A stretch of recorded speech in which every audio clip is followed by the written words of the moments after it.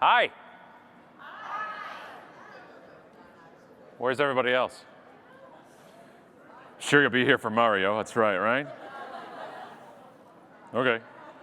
I got it. So, I know you're here. I see you. Thank you. And I'm here. Awesome.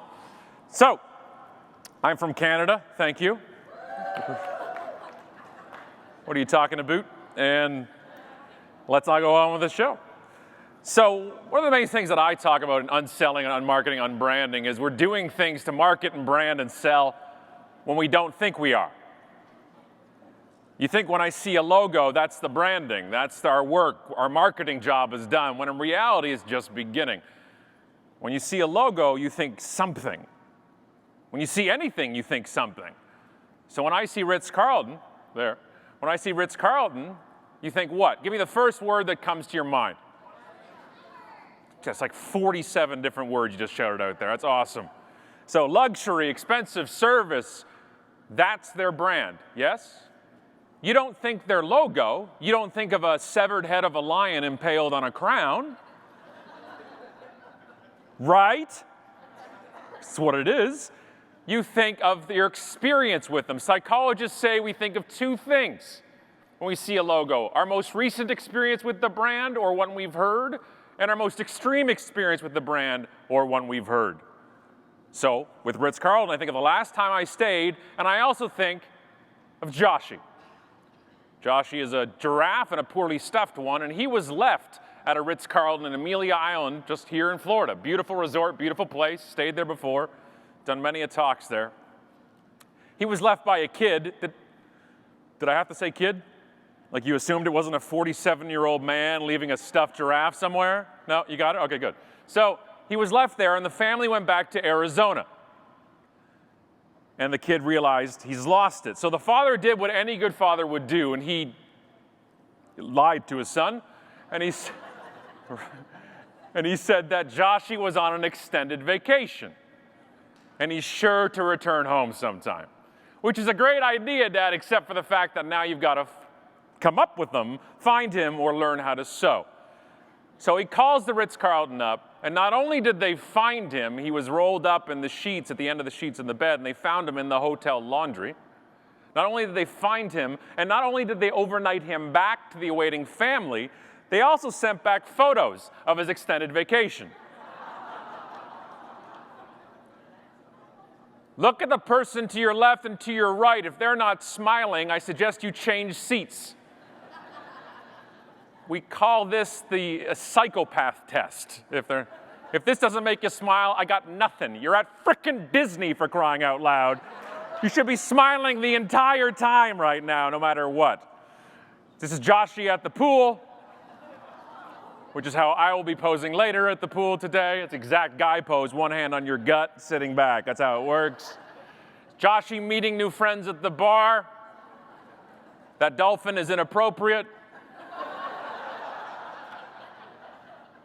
Tonight at the closing party, if you're standing in a circle of people having a beverage and you can't spot the inappropriate dolphin, you're the inappropriate dolphin. It's just a tip from personal experience. You're sitting around, you're like, oh, it's me. It's me. Okay. This is Joshy working loss prevention because he has absolutely no money because he's a stuffed giraffe. So he has to work it off, and now that he works for him, they gave him an ID badge. If you didn't say "ah" right there, you need to go home. Disney World does not want you here if you have no soul. They took the ID badge, photos of Joshy himself, and a letter from the GM and sent it back to the awaiting family overnight. What's one word that describes this? When I say Ritz-Carlton, give me one word that comes into your mind. You see how that works? We can get replaced with what we thought with what happens. What do you think the father did when he got the package? Other than change his pants, what did he do? What did he do? He shared it. He told everybody. He put it on Facebook. He blogged about it. He told his neighbors. I saw it on a blog post. That's how I saw the story in the first part. And then we shared it. That's the thing. We don't share campaigns. We don't share commercials. We don't share content. We share emotions. That's it. So whether you want something to be shared or you have a campaign, you're like, we want to do a viral campaign. That doesn't make any sense. Viral is a result of evoking emotion. That's how it works. It's as basic as I can give it to you. So when I see something like this, I actually think this. There's a whole industry of how to train brands, how to be storytellers. You don't write the story. You don't tell the story. The customers do. The public does. Think of something you've recently shared on Facebook that didn't have to do with your job. Why did you share it? You shared it because it evokes emotion. How you doing? Thank you. All right. You shared it because that just evoked my emotion of vanity. So that's what we do. We share the stories we tell, we've heard, not the script you write. We can influence the narrative, but as marketers, we have to get off our high horse just a wee bit and say, I don't write the script. That's a huge part of it because everybody is the brand. You're the brand. Is that creepy? It's a little creepy, right? It's like a motivational marketing Slenderman. It's not the way it should be. We actually have this up in our office at home. I'm lucky enough that the co-author of the books and the co-host of the podcast is also my co-host in life, my wife Allison, who's sitting over there. She won't wave. I don't know if she wants to, but she's got to put up with this all day. There she is.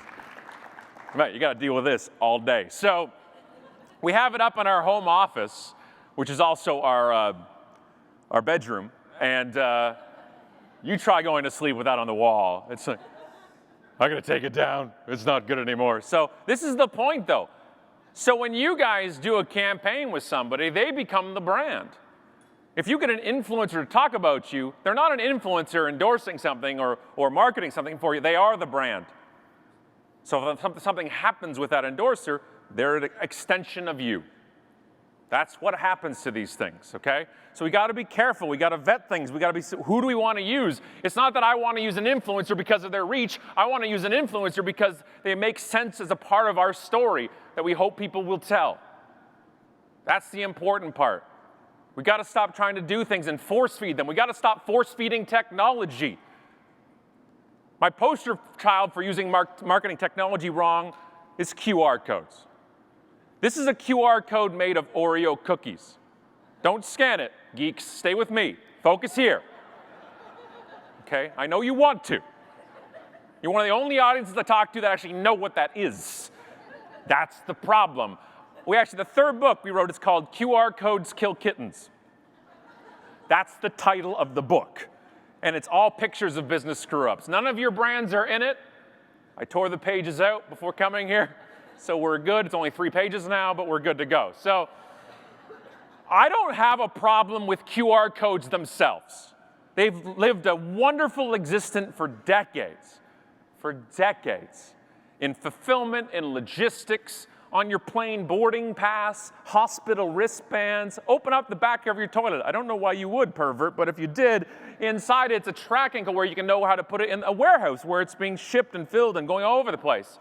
It's only until us marketers got a hold of them that we screwed it all up, okay? I don't have a problem with technology. I have a problem with us. I've seen QR codes on billboards off the side of the freeway. What do you want me to do right now? Unless you are a car accident lawyer, they don't make much sense. There is a billboard in the fine capital city of my country in Ottawa that says, from our federal police, it says, don't text and drive. And it has a QR code on it.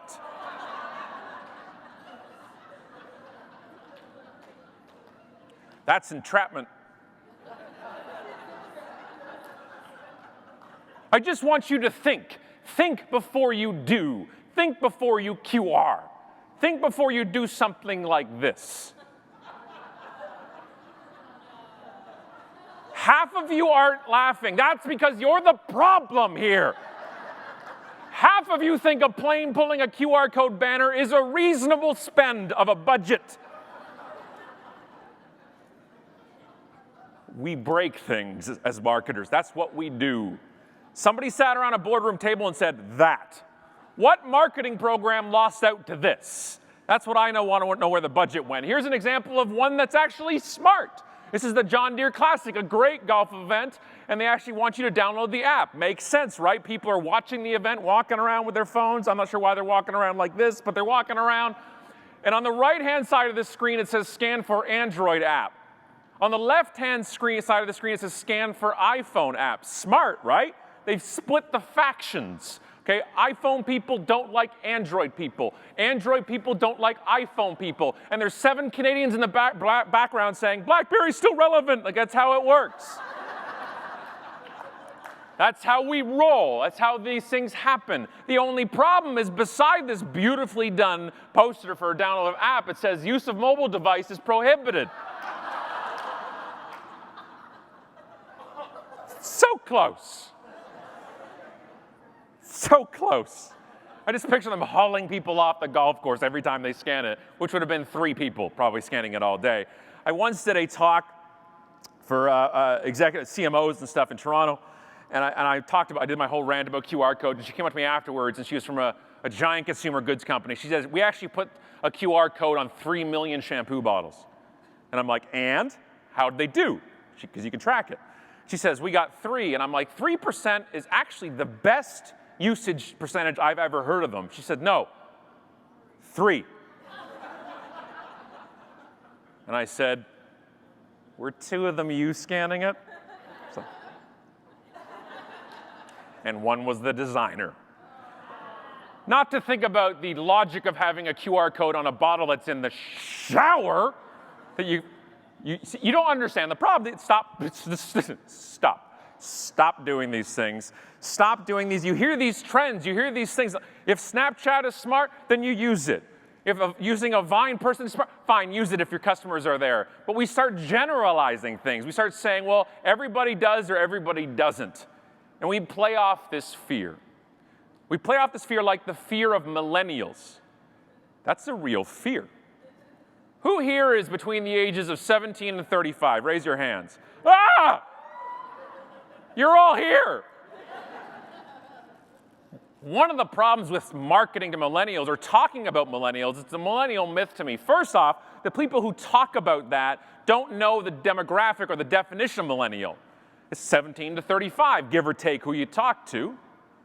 And when people say, well, millennials don't or millennials do, they're not saying millennials, they're saying people younger than me.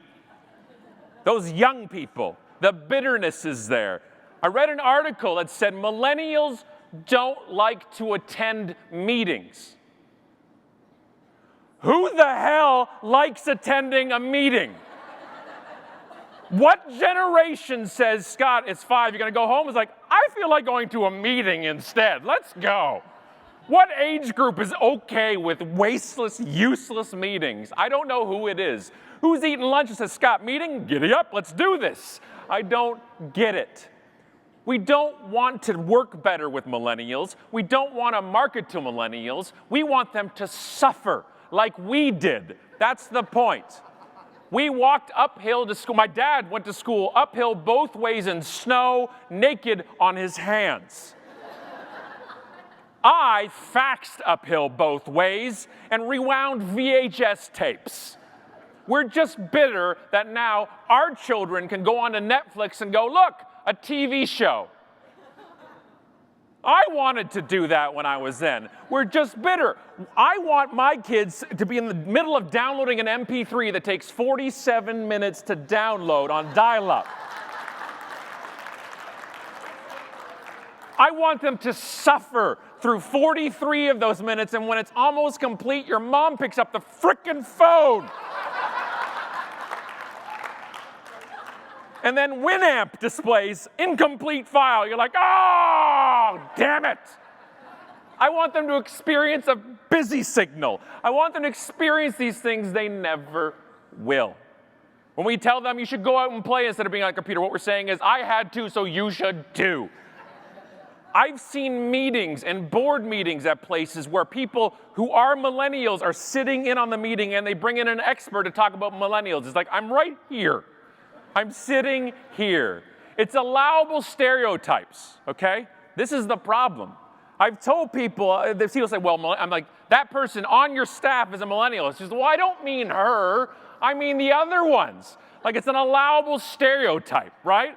I'm like, it's not her. It's not, my father's a millennial. Of course I like millennials. It's just saying they're different. This is the problem. Stop having this allowable bias. What we're really saying is, all this crap has changed, and we don't like change. That's what we're really saying. And I'm here to say that everything has changed and nothing is different. We've changed how we communicate, yes. We've gone here. WhatsApp is being used and Snapchat. Do you know why those apps are being used? Because us old folk aren't using them. That's why they're using these places. That's why they're going there. A good way to get young people off Facebook is have your mom go onto Facebook. That's how you get rid of them. But we've all changed how we communicate. I love using Netflix. I love the fact that I don't have to watch a TV show at original time. I love the fact that my mom now texts me. It's beautiful. She signs each line with Mom. And I tell her, I'm like, Ma, you don't have to sign the line. I can see it's from you. And she says, I can do what I want. I'm your mother. Mom. Like, so I get it. What we're really saying is we don't like change. That's what we're saying. And we're bitter. We want you to pay your dues. That's the difference. And on the flip side of it, a younger generation is looking at an older generation saying they don't know what they're doing with this stuff and they're not willing to learn. There's a bias going both ways. Working with them, marketing with them, selling to them. There is a bias we have to recognize. And to say people are 35 are acting the same as they're 18 because that's a generation is a myth. It's a myth.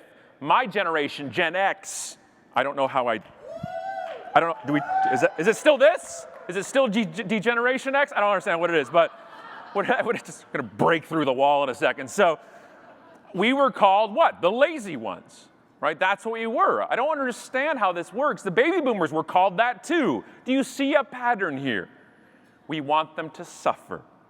That's all it is. Understand that millennials, if you want to talk about bias and stereotyping, millennials volunteer at twice the rate both Gen X and baby boomers did. They give 3 times the amount of money to civic and charity causes, and they work their ass off because they've shown that their parents and their parents' lost jobs that they were supposed to have for life.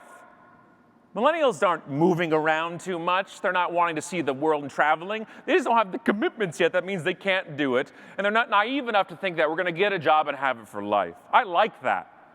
I like that. And the second we think we can't learn from each other because of a generational difference, we've lost. That's called stereotyping. And I don't think it's good anyway, up or down in the generations or across any board. We can learn it from everybody, understand that, and how it works. Just don't have a bias because of it, okay? One of the things that happens with this technology and jumping into it is everybody says, well, we should be using Twitter, right? Or we should be doing Vine videos or Snapchat. We should be doing all these things, and that hurts my soul. Because we're using them without realizing why should we be using them. We have a lot of people going into a real-time game having part-time players in it. It's not a smart thing to do. And I'll give you an example of how that worked with Twitter. I had a problem with an airline. I won't name them, but I had an issue with an airline. Oh, there goes my Delta gig. So we're at, Alice and I are at JFK Airport, and we go there. We love New York City, absolutely love New York City. We want to buy a place there when we have $420 million to buy one for the down payment. And love New York. Chelsea Market is like a second home to us. We love it and hate their airports. LaGuardia, JFK, and Newark are 3 out of my 4 horsemen. I cannot deal with those airports. And so we get to JFK, and we get there early for our flight, like 3 days early. We walk in. When's your flight, sir? It's Thursday. My flight is Thursday. Thank you. I get into line, I do my Canadian ambassador thing. I'm like, what are you talking about, eh? And they're like, hey, where's your polar bear? I'm like, I got it right here. And we're going around and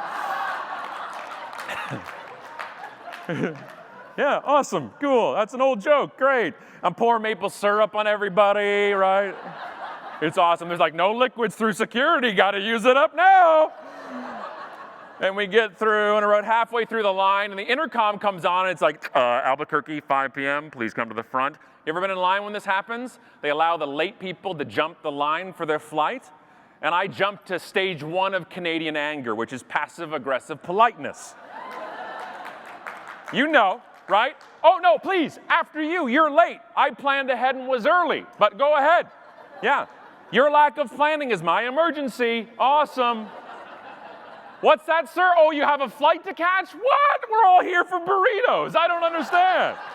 Weird, you can catch planes here too? Amazing. So we get through, and I get up to the metal detector, and I get naked, and I put it all in the bucket. And here we go, and I put it all in there, and just then the dance of the pilot and flight attendants happens. Have you seen this Cirque du frickin' Soleil production? They walk through, and their bucket above their head, and they'd throw the bucket over yours. I mean throw the bucket over yours.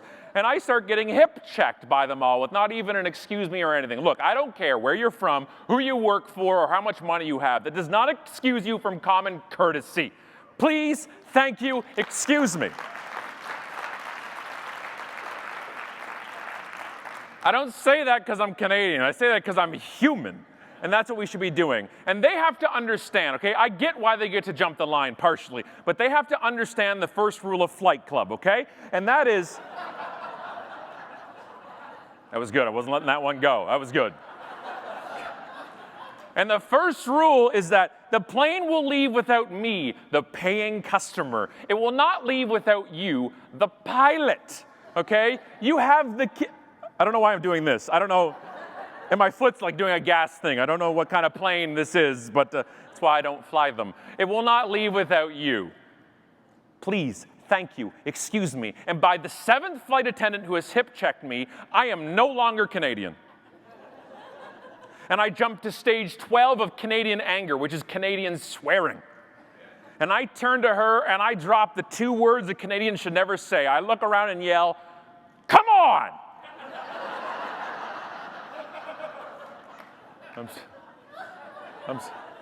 I'm sorry, Ted. I said I wouldn't swear in the talk.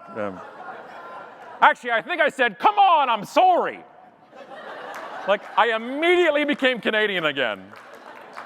And she turns around and goes, "What?" I'm like, "Oh, hello." Not one of you says, "Excuse me?" And she looks at me and goes, "I said, excuse me." Now, you got to understand my mind at this time, okay? Half my brain as a consumer is upset and hurt and offended, but the other side of my brain, the author, speaker, and show host of Brand Train Wrecks, is ecstatic right now. And I need like one more line, and I've got a story. And I look at her, and I said, "I didn't hear any of you say excuse me." And she looks me right in the eye and says, "Well, then open your ears."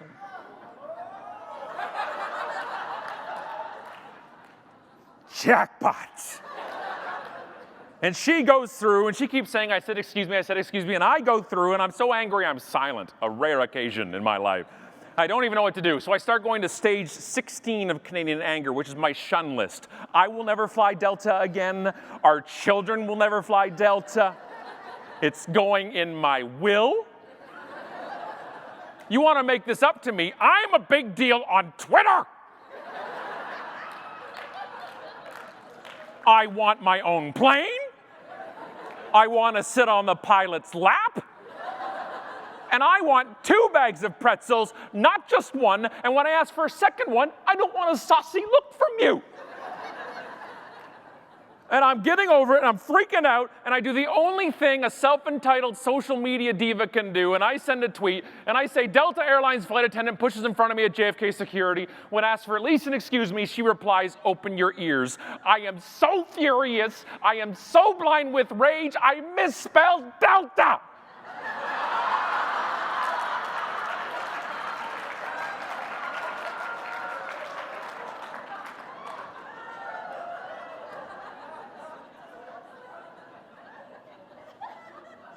Detla. Congratulations, Scott. You're a moron. 3 minutes later, Delta replied. How did they see it, you may be wondering? Well, using their social media listening software, they set it up as a column for angry misspellings of their name. Now that's thinking, people.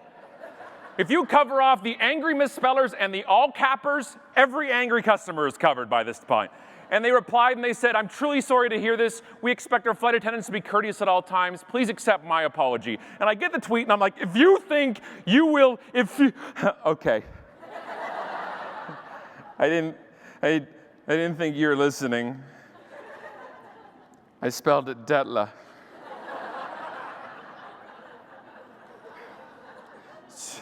So how are you? It totally disarms me. To be great at brand communications, you only have to be average, because everybody else sucks. That's how it works. That's your new motivational poster, by the way, to put on your brand wall with an eagle hitting the side of a mountain. That's how it works. The only thing I can reply is, well, that made me smile. Thank you. You just diffused my anger. I got nothing. They didn't even give me miles. They didn't even give me a beverage coupon. They just said, that's on us. I'm sorry. When people complain, especially when they complain publicly, what they're looking for first and foremost is validation. Validation they've been heard. You're not here as a marketer, I'm listening right now, as a consumer in this room. That's what you want too. Validation. Here's the key though, okay? This is the key to me. This reply, if you take anything out of this ridiculous man-bun rant right now, take this from it, okay? Please.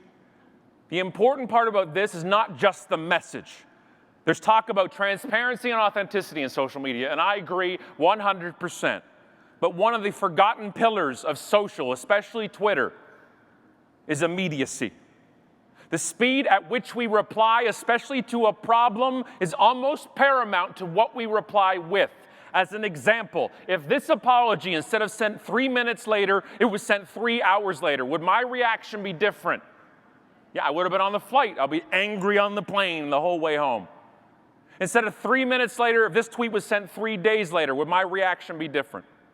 It would have made it worse, yes? Same exact reply. The speed at which we reply is almost paramount to what we reply with. It is a real-time game. I don't believe in real-time marketing, by the way. I believe in no-time marketing, which means we don't have time to react. If we're not going to be in it, don't do it at all. Use it well or don't use it. That's it. It's the best thing I can say. If a brand or somebody checks their Twitter account weekly, get out. Close it. Don't be there. It's amazing how this stuff can work and not work depending on how you do it. One of the other things I've had a lot of experience with is being a influencer. I use those in air quotes because I'm not sure a brand has done their homework if they want to use me as their influencer. And one of the things that happens, we get hit up every single day. Well, my assistant does. Every day by brands saying, hey, influencer, insert first name here. We'd like for you to influence your influenced audience influencer and do this for us. And they're just lucky it doesn't get to me because then I put you in talks. And you just never want to end up in one of the talks or the books. It's not a trophy you put on a mantle.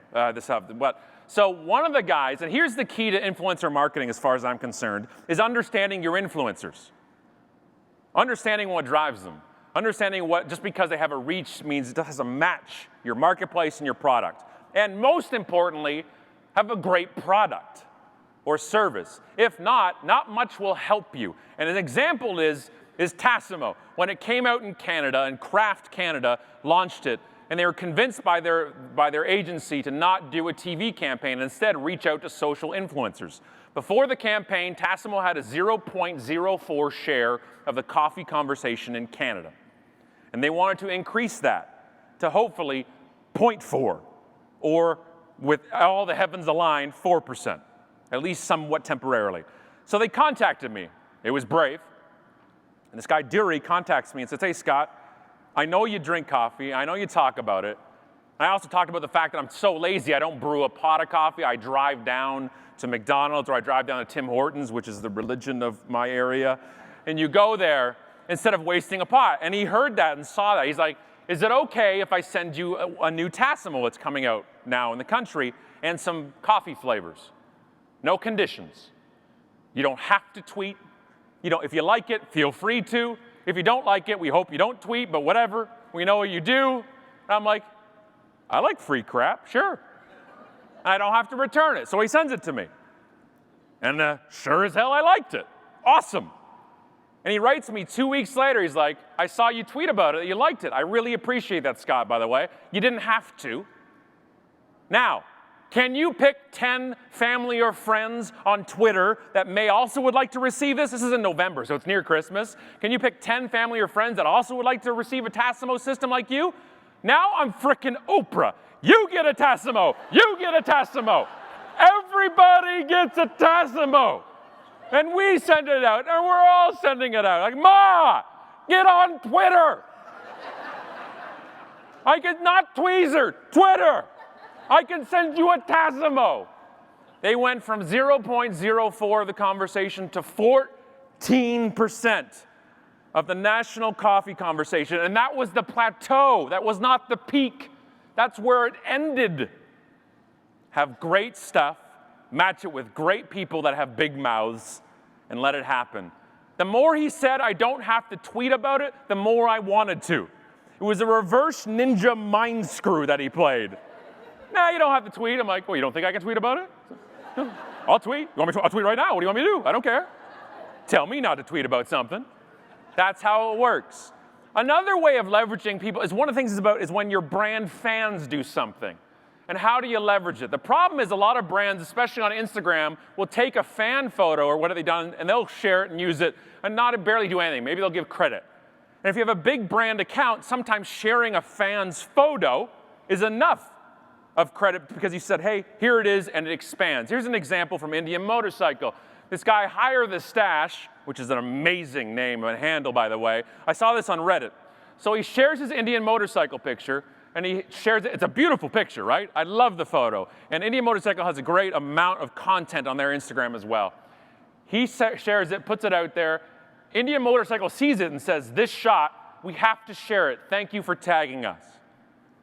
And the next step, obviously, is Indian Motorcycle sharing it on their account with exponentially bigger than the guy, but they also tagged him on it, put his name in the original thing. This is usually the end of the story, yes? Congratulations, you shared your biggest fans, your biggest kind of an influencer type of thing out there, but they didn't, because he came back to Reddit, and how I originally found out was he made a meme, which is the good guy Greg, and he said, major motorcycle brand likes my photo on Instagram, reposts with due credit, sends a thank you box with merch to my address, and makes a payment on my bike.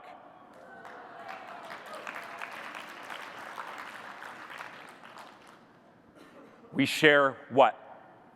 What do we share? Emotions. Did you feel an emotion there? That's awesome. How much did it cost for a bike payment? I don't have bikes. I don't know, $23,000? I don't know, $300? Whatever it is, they're like, this is worth it. We have a huge brand fan, but let's take them from static to ecstatic. And they went to that next level. And then everybody started sharing it. And that was the point. You're not going to convince a Harley fan for life to switch to an Indian Motorcycle. That's a given.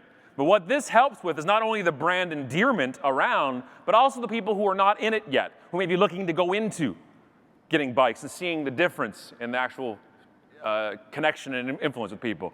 That's the way you should do it. The problem is with photos, though, we just take them. We take them and use them, and we put them on our brand Facebook page because we think they're going to go viral. So you take a picture like this, which is me with banned Candy Crush invites. I had to take a stand. I'm sorry. It matters and is near and dear to my heart. It goes bananas. This one got almost 2 million views. And what happens when it starts trending on Reddit, people take it and put it up in their own accounts. It goes on 9gag. It goes on the Fat Jewish Instagram account. It goes all these places, right? But it does. It goes up because it's popular. We do it on Facebook now, right?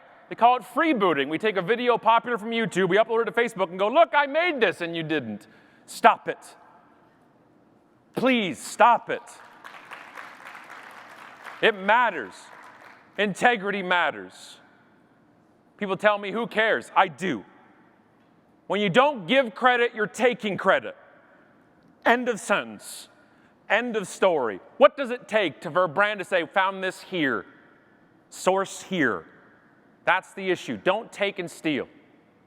Here's an example for me from South by Southwest in 2011. This is my shirt. I'm kind of a big deal on a fairly irrelevant social media site that falsely inflates my ego. I found it funny. Apparently most of you didn't. That's cool. It goes out, it goes viral. MySpace frickin' Tom shared the damn thing, right? Awesome, but it's not this that went viral, by the way. This went viral. They cut off my head. And I'm telling my friends, I'm like, it's got like 9 million views. I'm like, that's me. They're like, no, it's not. I'm like, I know my damn nipples when I see them. Those are mine. It matters. It matters, okay? This is so important to me, especially in this day and age of content exponentially being shared. They matter. It matters so much, we always look out for this stuff. Alice and I do. It's our job. It's what we do. So one morning we woke up, and I check the App Store every day because I'm a psychopath. And I look at it, and I look what's trending and what's not. And something had beaten out Candy Crush in Canada. And it was the Bell Mobility app for cell phones, okay? What it does, it allows you to check your bill and pay it. And I'm like, why is this number one in the App Store? There's no way. And not only was it number one, it had 4.5 out of 5 stars in the App Store. Have you ever seen an app with 4.5 out of 5 stars? Jesus doesn't get 4.5 out of 5 stars. It doesn't work. So we start investigating it in bed. Okay, we're like this. How does this? I don't know why this is doing it. We start reading all these reviews, and they're all like, great app. Can't wait for the next release to have more robust features. No human speaks like that. You know who does? Marketers. That's who speak like that. And every review was like that. 5-star, 5, all the day it came out. So we took their names from their reviews, because the Apple Store makes you use real names, and we went underground with our investigation. We used some Tor browsers and some darknet stuff. We used a site, if you don't know about it, write it down. It's called LinkedIn. And we searched their names, and sure enough, it was the director of marketing for Bell, the sales coordinator for Bell, the account coordinator for Bell. So we saw it, and we said, you know what? We should let it go. I'm sorry, no. We wrote a blog post. And it was called For Whom the Bell Mobility Tolls. Which is the greatest title of all time.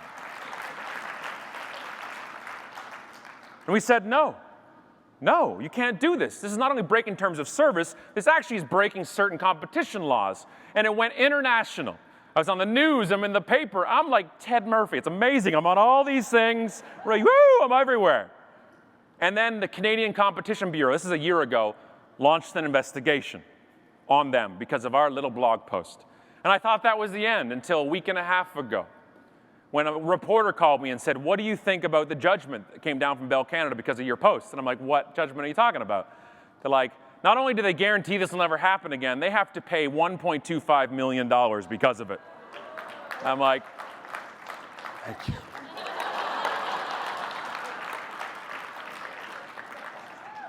Ethics matter.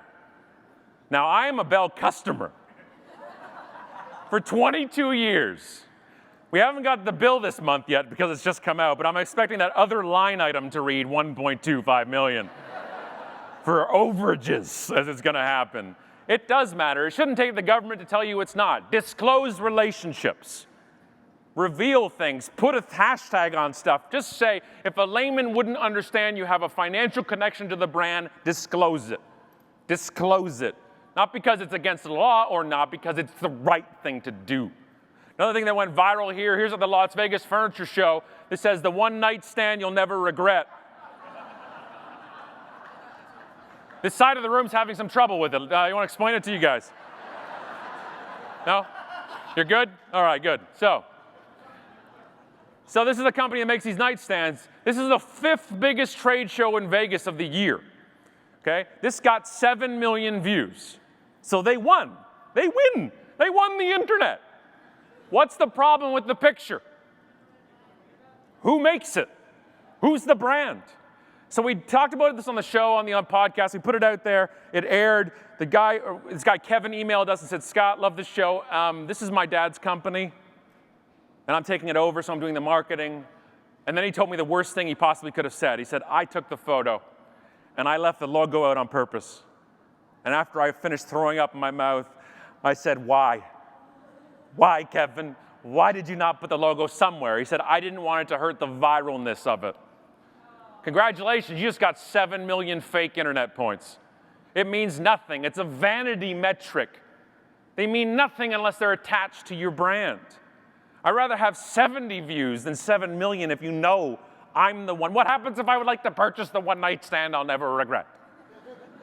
That's the problem. Another thing that went viral is a receipt from a restaurant that says, I'm not pregnant, but thanks for the eating for two comment. It takes a while sometimes to set in. All right. So, this got 5 million views, okay? Gentlemen in the room, can you listen attentively for a second? I'm going to give you a little tip from Uncle Scott, okay? Never, ever assume she's pregnant unless she tells you to your face or you can see the head. Do not assume she's... No good. Okay. No good. No good. Ooh. Ooh, the talk almost came to a screeching halt there. Okay, so that's good. All right. This is the problem, okay? This woman had 32 followers on Twitter. 32. You can reach 32 million with 32 followers, depending on how much emotion we've evoked. You don't need that following, okay? I got one more thing to show you. Before I do, please join Alice and I on the podcast anytime. There she is. See? And she's there. That's her. We met because of Twitter. I won the internet.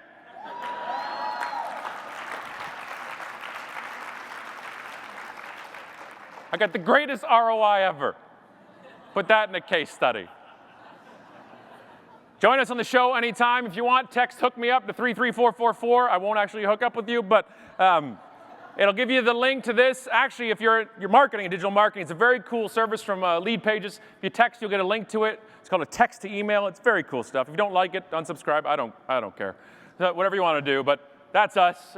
Please enjoy. Just give us a text. The last thing I want to show you is my favorite tweet of all time, okay? It's not the one I'm going to show you here. It's going to be the reply to it, okay? So get ready. I've tweeted 110,000 times, by the way, all manual. I've seen every tweet, every website, and every video on the internet. Every one of them, okay?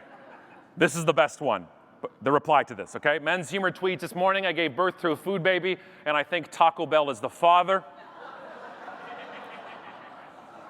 How do you reply to this as a brand? You can't stoop to their level. There's no lower form of humor than men's humor. And Taco Bell replies with the only tweet possible, and they said, I want a DNA test. Thank you, guys.